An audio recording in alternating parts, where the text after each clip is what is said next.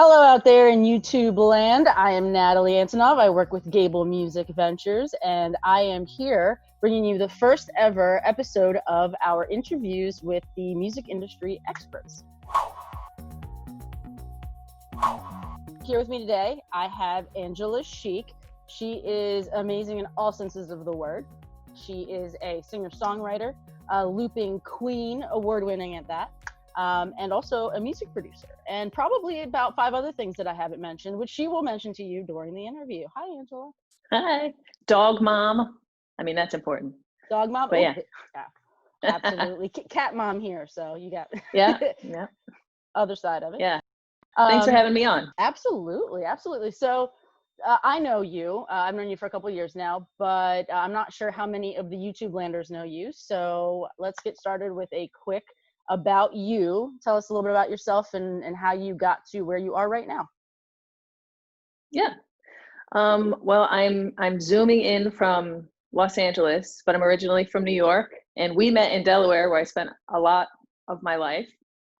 And I was a music teacher for 8 years, and then started yelling at my students for never practicing. Realized I was never practicing, was being kind of a hypocrite as a teacher, yelling at my band students. So I started practicing and realized I loved writing songs more than I loved practicing other people's songs. Started writing, playing around town, which meant ended up playing around the state, then playing around the US and eventually the world, releasing some albums. Then I burnt out on that and said, I can't do that for my bread and butter. I need to have some other ways to make a living as a musician, and started producing and started writing for film and TV for a while, and which led us to moving here to LA. And now I'm kind of like, I mean, this is in the middle of COVID, but I'm bringing back to wanting to play more, so, and teach a little bit more. So full circle, maybe. Yeah, that sounds about right. Did I leave anything out? No, you know what? And if you did, I probably wouldn't know, because there's just so much about you that everybody needs to know. It's not even funny. I was looking at your website preparing for this, and I was like, I don't even know how I'm going to ask her all these questions in just a short amount of time. There's so much. So tell us a little bit about how moving to LA affected your career. Well, I mean, this is an industry hub, so it's definitely been a year of meeting people, I've been here 2 years now, but COVID has not been that much a year of meeting people. But I've learned a lot. I've learned a lot about the business, and I've just met a lot of very ambitious people that kind of have kicked my butt in new ways. And kind of learning the other side of what music is in film and TV land. Absolutely. Now you said, okay, so in the beginning you were talking about how you did production for music, and I read a little bit about how you did commercial production or licensing. Yep. Can you explain a little bit about how that works? Yeah. Well, I started doing that because somebody asked me if I would do some tracks for a project for Universal Production Music, which is a branch of the big Universal, but they make music that's specifically to go into film and TV. And that kind of opened the door for me to see what that world was, and for me to write to what's called a brief, which is just kind of writing to a target. They wanted me to write alternative songs in the style of Alt-J, which was so my jam. I really enjoyed it, nice. But it was also, I kind of had to do a deep dive in the production of that stuff. So that was kind of the intro. And then I started taking classes and meeting other people who that's what they did. That's how they made their living. That's really started. Really cool. I never even really knew that was I guess it's kind of like a niche, but a way to make money other than just going out and playing shows and stuff like that. It's newer. I think more and more singer-songwriters are learning about it, and kind of coming into it. And is that something that's more so done in LA and New York, places like that, than I assume in the smaller towns across the country? Like, you would want to be there to do that? You need to come out here. When I started, I would come out maybe 2 or 3 times a year. I had a friend I would house sit for. I would come to certain conventions where I knew a lot of other people were coming in. But people do that from all over. That's part of I think what's attractive about it is you can do it from anywhere. Oh, cool. Awesome. And you do music production as well with, I suppose with your looping, but also not with your looping and not really commercially either for your own, right? Absolutely. Yeah. So I think that looping was my entry drug for that. Just that looping is kind of a beginning production, learning all the levels and layers and having all the sound trouble. I just learned as I went. But I also met a couple women specifically that were also producers, and that was kind of what took the light to go on in my head and say, oh, I could do this. I could learn what I don't know and do this. Yeah, totally. Yep. That's always good motivation. Now, I know that I've seen you perform and do your looping live, build loops live, and I think is like one of the coolest things I have ever seen. I don't know how many people, you're welcome. I don't know how many people have seen that kind of thing, but I urge you to go find Angela's YouTube. We'll tell you about it a little bit later, where you can find her and where you can see this, but I urge you to go see her building some of this stuff, because this is crazy how she just puts everything together and layers it, and at the end it's this giant beautiful product mishmash of things, and you've gotten a couple albums out of that too. Definitely. Yeah, actually just last night I was making a video. I have a Patreon page, and I asked them what they wanted to see next month, and somebody asked if I would make a kind of a basic tutorial on how to write a song using a loop pedal. So I just went through that whole process last night, and it was nice. It was like a refresher. It was like, oh yeah, this is what goes on up in here when you're puzzling all that together. Yeah, it's interesting. I love it. Taking like an outside look at your own workflow. It's totally. Absolutely. Speaking of your workflow, that's actually a perfect segue into my next question, which was going to be, what is your creative process like from conception to, production, and then how you decide whether you want to release something at that point? Okay. I think I have a short musical attention span. So, and if I get stuck on something, let's say I'm trying to write something on the piano, I'll jump to a different instrument, even one that I don't play well, just because it forces me into new habits and patterns. Mm-hmm. And so it's a lot of hitting my head against the wall and jumping from instrument to instrument to the computer, put a beat on it, just trying to work out an idea. I listen to reference tracks, something I want the bass to sound similar to, I want the beat to sound similar to, I like this melody or what scale they're using. And usually I have lots of bits of ideas floating lyric-wise, like little seeds that are orbiting.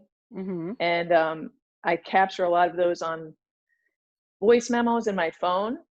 And then it's a matter of putting those things together, picking what song seed you're going to start to flesh out and what musical idea fits it in tone and mood.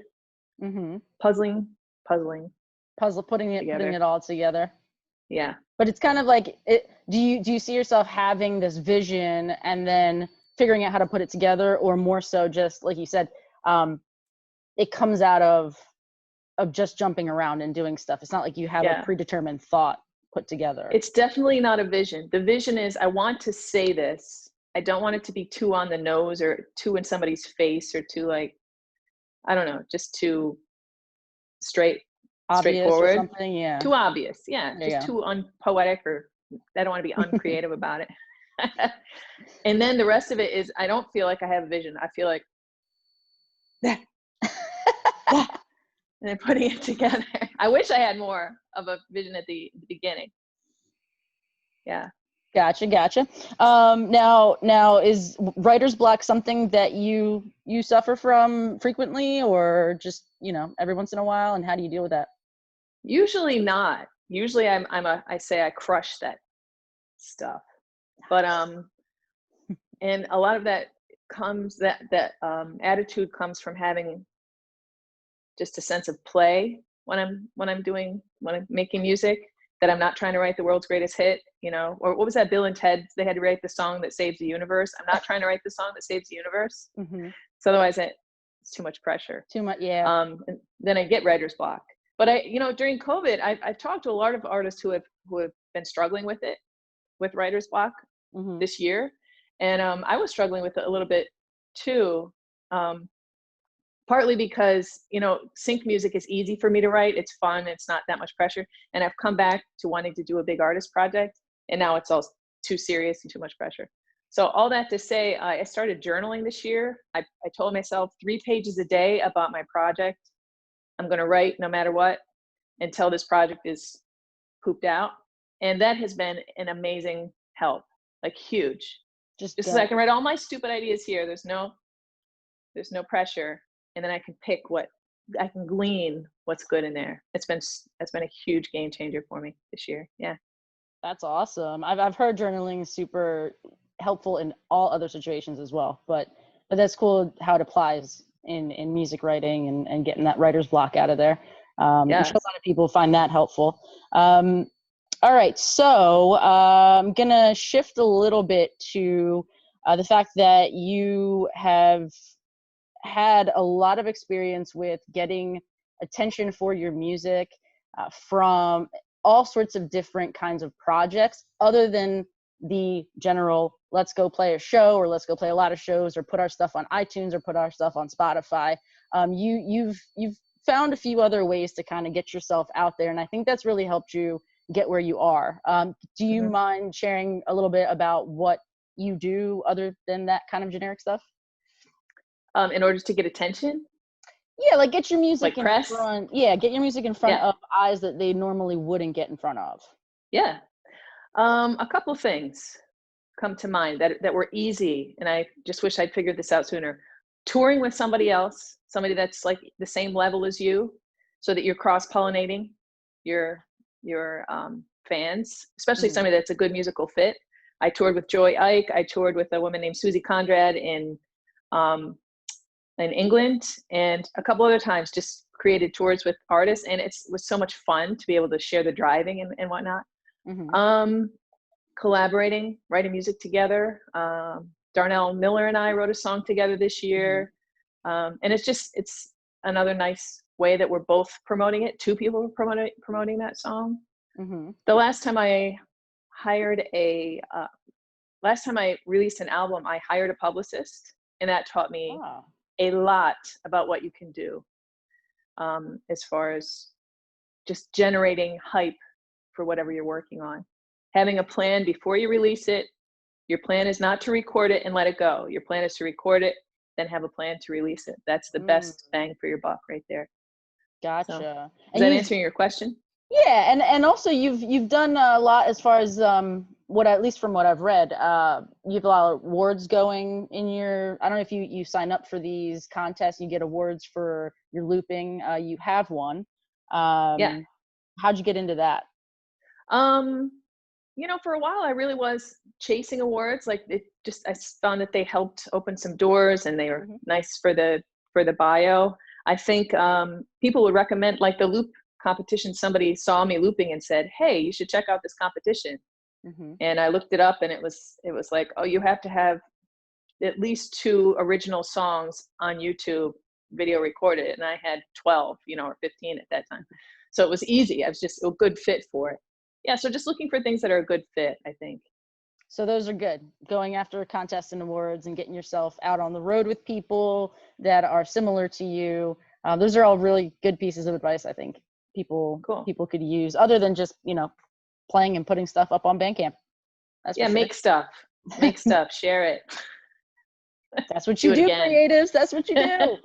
All right. So now we have obviously, we're in COVID-19 right now. We've been in it for a very long time. Forever. I know, right? It seems like it. How's that been for you? How has it impacted your career? Have you had to shift in any way, and have you learned anything from it? Yeah. Both my husband and I were set up to work from home before it hit, thankfully. So that wasn't too big a shift, but we moved here to meet people. So now we're just living here and paying ridiculous rent, Yep. So a lot of people have moved home during this, and I can see why, home being, Ohio or wherever they're from. Right. So that has definitely been challenging. A lot of stuff has moved online, and that continues a sort of community that's not the same. I've been ready to try out new songs, and I try them out and feel the energy of the crowd, in order to come back and think if I want to change something. And live streaming doesn't do that for me, so I really miss having that. So I started a Zoom songwriting circle. It's for women only, the circle that I started. Mm-hmm. And we're just sharing new songs with each other. First, it kicks my butt to get stuff done for that thing. And second, I just get that feedback that I'm looking for. But I think feedback is a big one that I've missed from COVID. Just having that. I love critiquing each other's art. Yeah, I get a lot from that. So. Yeah, that's cool how you found a different outlet though with that group. That's for sure. Trying to be creative, trying to figure it out, put it to other uses. No, absolutely. No, it's been awesome. Well, there's always a silver lining. There's obviously a lot to be said for being stuck at home, not being able to play shows, for companies like us, like Gable and any other music promoters and venues not being able to do big shows. There's all this negative stuff, but in the midst of that, it's good to hear that there's still kind of behind the scenes online kind of creative work happening for musicians, where they can continue to work and use the creative juices without kind of shutting down. You know what I mean? Yeah. I think there are opportunities here that will never come again. Like, you can have access to people because they're home and bored that you may never have again. You know what I mean? True. But definitely it's brought its challenges. I miss hugs a lot. I don't know about you, but Yeah, I'm definitely a hugger. I miss hugs. Next time I see you, Nathalie. Big one. It'll be a big one. Oh my God. So many hugs. But I'm sure COVID has affected you guys way more than me. It's been rough, but our team has been lucky enough to kind of pivot, and we're starting to do a lot more in the online space with online concerts and festivals and things like this interview and our YouTube page. Hopefully we'll be able to get that up and running really, really nicely to be able to start educating some of the more up and coming artists, at really anyone. It could be anyone. It doesn't even have to be just up and coming, but it's just to give people a place to go looking for advice from people like you who know what they're talking about, because you've experienced it. You're in it right now, and you have these kinds of pieces of advice for everybody that we hope to be able to connect people with that. And that's still on there too, though. I'm still on panels every week looking for something new, learning. Learning's a lifelong thing. Absolutely. Exactly. So we hope it does something good for everybody for us to do that. But it has been kind of tough, but whatever. You do what you do. You got to do. That's the message for everybody here. Just try not to get stuck and move and pivot and do something new, Yeah.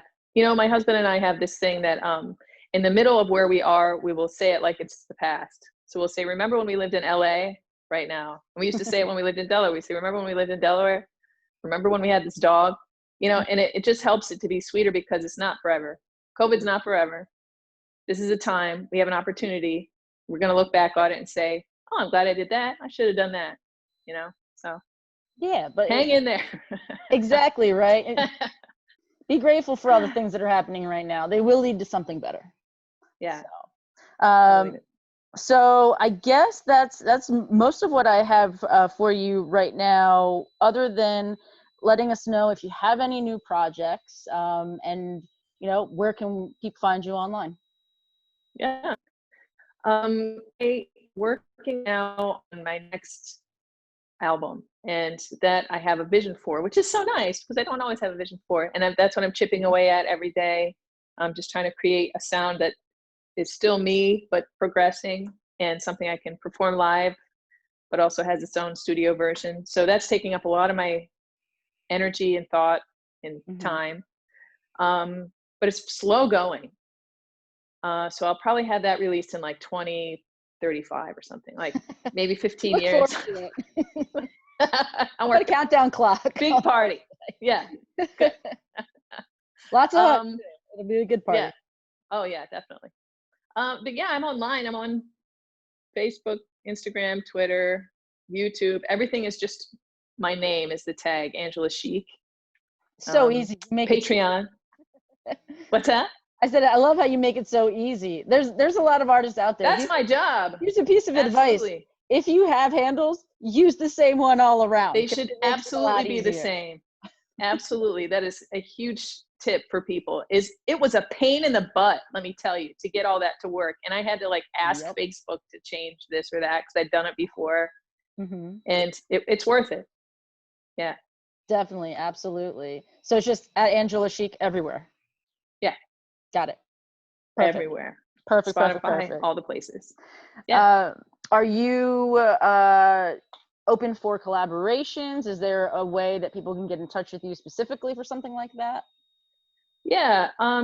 You know, I'm open to questions.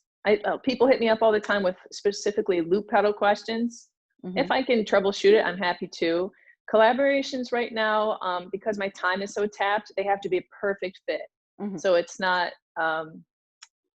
you know, the timing is just a little bit rough right now, but if it's a perfect fit, sound-wise and goal-wise and timing-wise, then yeah, I'm open to collaboration, absolutely.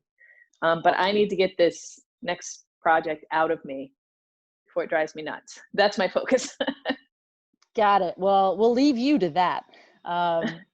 Now, do you have any one piece of advice? This will be the last question. One piece of advice that you would have told your past self that is like the most important thing you would have told your past self, knowing that you would be where you are right now, to how to deal with it? Boy, one? This is always a good one. No, if you have 2 or 3, go for it. Chill out, but I don't know what that would look like. I think just chill out. That's great. We all need to chill out. Calm the heck down. It'll be. I think, you know what? I wish I told myself earlier, get started earlier. Get started if you have a song, just start making music. Make music as a solo person. If you have a band, get a solo project, because you just never know what's going to happen. You know, I had a duo for a long time. And we kind of knew that had an expiration date, but I just waited till the end to start making my own stuff. Man, I wish I'd been making my stuff that whole time. And yeah, I don't know. Advice I would give myself. Yeah, I think just make a ton of music. Make 1,000 pots. If you want to make that perfect hit song, you're going to have to make 1,000 of them. You can't just keep working on that one. Make it, move on. Make it, move on. I think that's what I would tell myself. Make it and move on. Got it. Fail fast. Just get it out there. Start doing it. You know, make sure that you're not waiting around for somebody else to tell you, finish something. Yeah. Just do it. Just do it. And community is so important. Stick with the community. Yeah. Oh, Angela. I guess that's 3. Well, you know, it is. Whatever. The more the merrier. All the advice is good. And honestly, you know, if people comment and share and like the video, and there's more questions that come by, you know, and we get the chance to shoot them to you, maybe you'll answer them too. Please do. Please do. Awesome. I will do my best. That's awesome. Well, you've given us a lot to chew on right now. But I think all your advice is going to be super helpful for someone who's, you know, starting out, doesn't know where to go. Maybe someone who's been in the business for a little while and just got stuck. You know, so I really appreciate you taking your time out to talk to us and to talk to the audience and let everybody know how you did it and how you're doing it. And hopefully that'll help somebody else. My pleasure. It's a tough road. So learn all the mistakes you can from other people so you don't have to make them yourself. Good. That's great advice. Learn from other people. Absolutely. Yeah. All right. Well, cool. I think that we are at the end here, and I want to thank the audience, everybody's watching on YouTube, for being here. And got to do that thing where I point down and say comment below and share and subscribe and all the buttons and everything that we have going on. You know how that works now. You're all good at this. But yeah. Thanks for coming on again, and we'll see everybody else next time. Bye. Peace. High five.